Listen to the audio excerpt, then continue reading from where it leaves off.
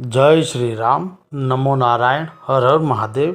विक्रम संवत 2081 मकर राशि का पूरे साल का भविष्य कथन है कि जिनका स्वामी ग्रह स्वामी शनिदेव है, साल के शुरुआत में गुरु ग्रह 5वें स्थान में रहेगा, जो संतानों के विकास में बढ़ोतरी करेगा।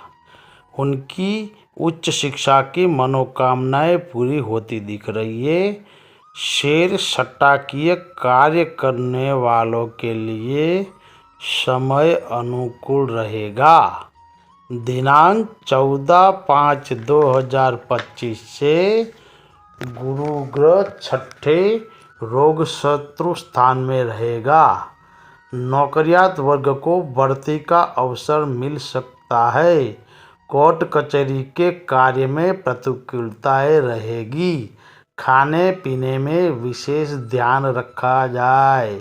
उधार दिए पैसे वापस आ सकने हैं। लोन भी मिल सकती है।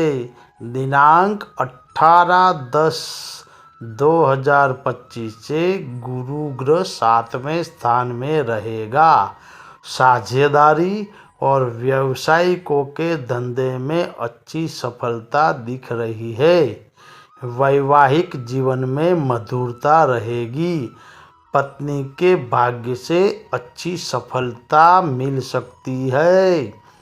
वर्ष के शुरुआत में शनि ग्रह धन स्थान में रहेगा, जो पारिवारिक क्षेत्र में संघर्ष और मतभेद बढ़ाएगा। पारिवारिक आय में उतार चढ़ाव बन रहे हैं।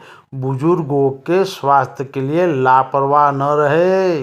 दिनांक 29/3/2025 से शनि ग्रह दूसरे स्थान में और राहु ग्रह 7वें स्थान में रहेगा, जो भाई बहनों से छोटी छोटी बातों में मनमुटाव करवाएगा। साहसिक कार्यों से दूर रहना लाभदायी रहेगा। संतानों के प्रतिकूल संजोगों का सामना करना पड़ सकता है। वर्ष के शुरू में राहु ग्रह तीसरे और केतु ग्रह 9वें स्थान में रहेगा, जो आपकी आध्यात्मिक रुचि बढ़ाएगा। भाई बहनों के व्यवहार से आपको असंतोष रहेगा। दिनांक 18/5/2025 से राहु ग्रह धन और केतु ग्रह 8वें स्थान में रहेगा, जो आपको आर्थिक और शारीरिक तकलीफ बढ़ाएगा। अब पूरे वृत्तांत से बना रहा हूँ और बता रहा हूँ कि स्वास्थ्य की दृष्टि से ये साल आपके लिए मध्यम रहेगा। साल की शुरुआत से 29 मार्च तक पनौती का आखिरी 2.5 साल का चरण सोने के तराजू के नीचे से गुजर रहा है, जो आपको शारीरिक और मानसिक कष्ट बढ़ाएगा।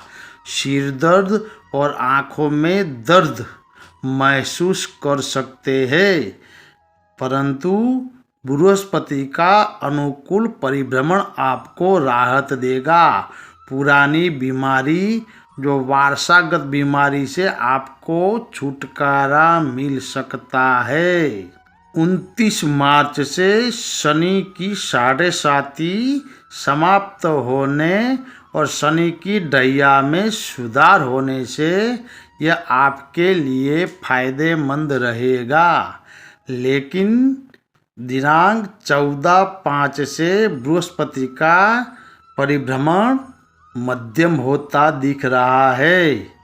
मौसमी वायरल बीमारियों से सावधान रहना पड़ेगा।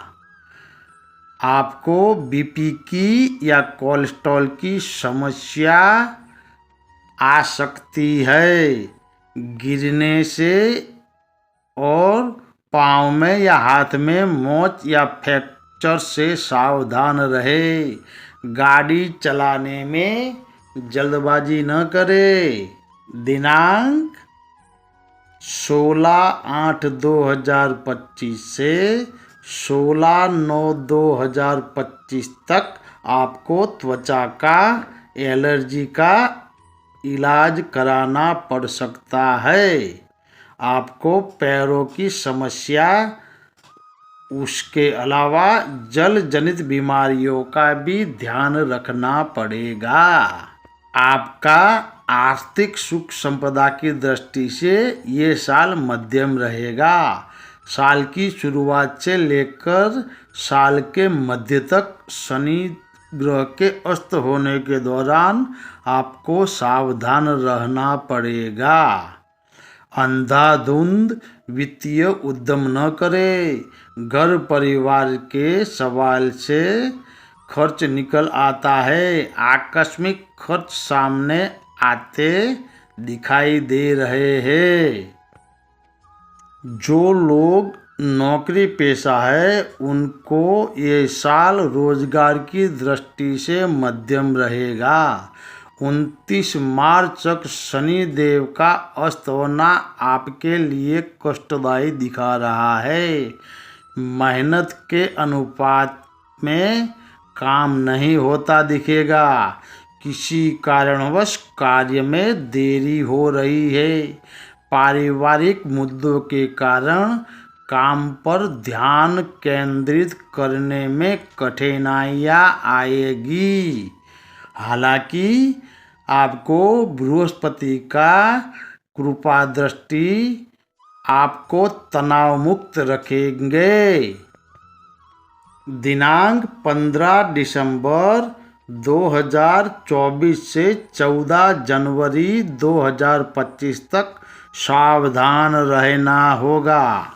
फिर से बता रहा हूँ कि दिनांक 15 दिसंबर 2024 से 14 जनवरी 2025 तक सावधान रहना होगा कि आप सरकारी, राजनीतिक, अकाउंटिंग प्रक्रिया में न उलझे।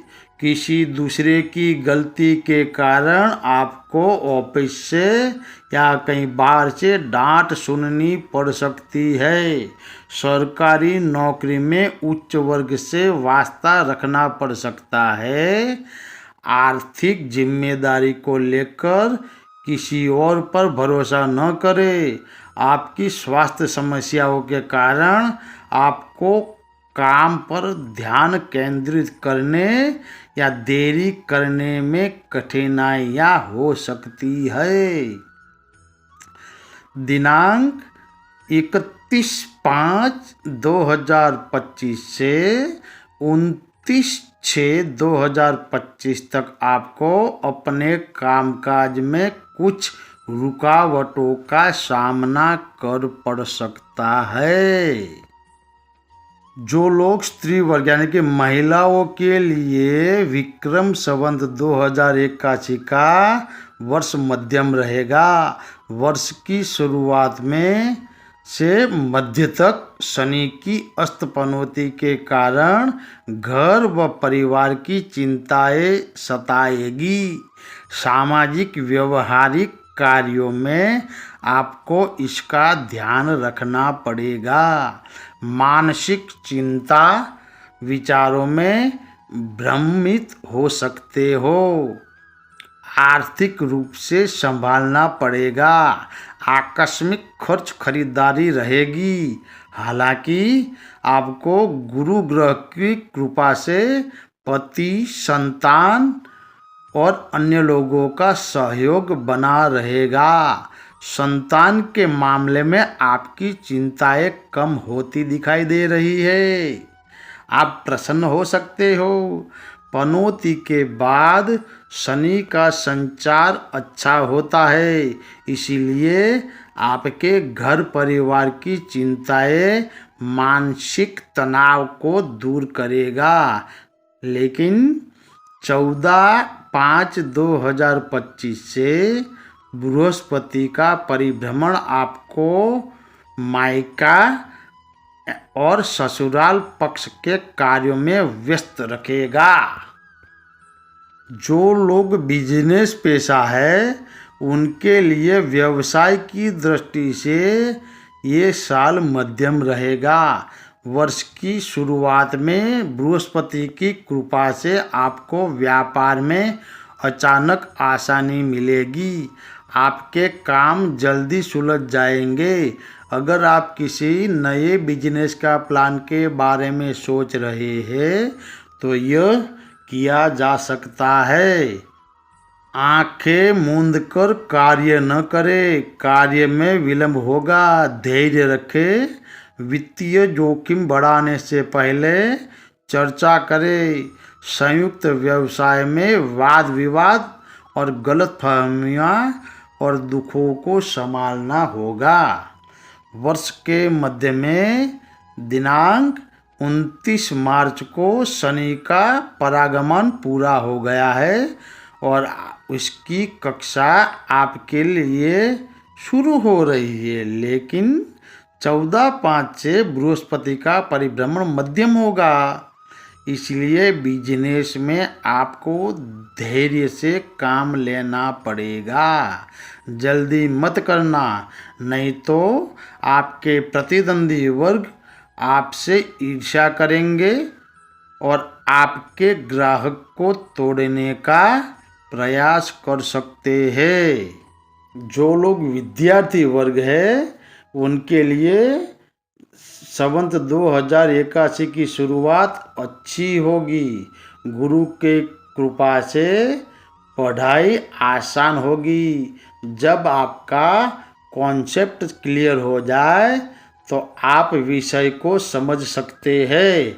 हालांकि आपको अध्ययन की तैयारी शुरू करें।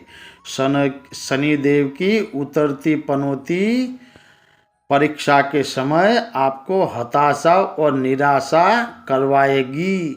घर परिवार की वजह से पढ़ाई खराब न हो, इसका ध्यान रखना होगा।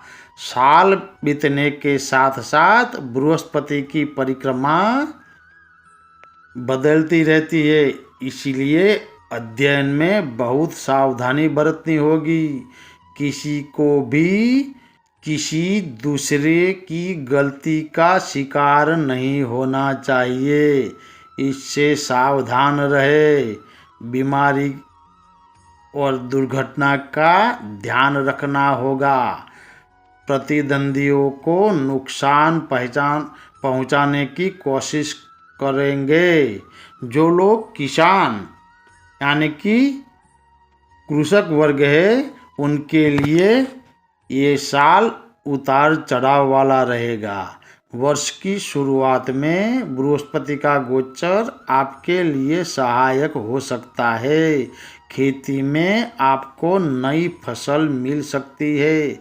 जब तक बीज खाद उपकरण समय पर मिलते रहे तो आपका काम चलेगा, परंतु बारिश में देरी या अन्य कारणों से बुआई में देरी हो सकती है। रासायनिक खाद, बीज या दवाओं के प्रयोग में सावधानी बरतें। वर्ष के मध्य में शनि की 7.5 पूर्ण होगी और शनि की वक्री चाल आपके लिए अनुकूल रहेगी, परंतु बृहस्पति का मध्यम परिभ्रमण आपके कार्यों में अपेक्षित सफलताएं नहीं दिलाता है।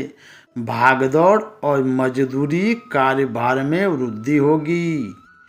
काम की अधिकता के कारण खेती के काम पर आप पर्याप्त ध्यान नहीं दे पाएंगे, इसलिए आपको हर शनिवार और मंगलवार शनिदेव और हनुमान जी के मंदिर जाकर तेल सिंदूर चढ़ाना आवश्यक रहेगा।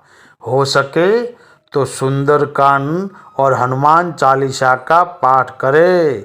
जय श्री राम। नमो नारायण। हर हर महादेव।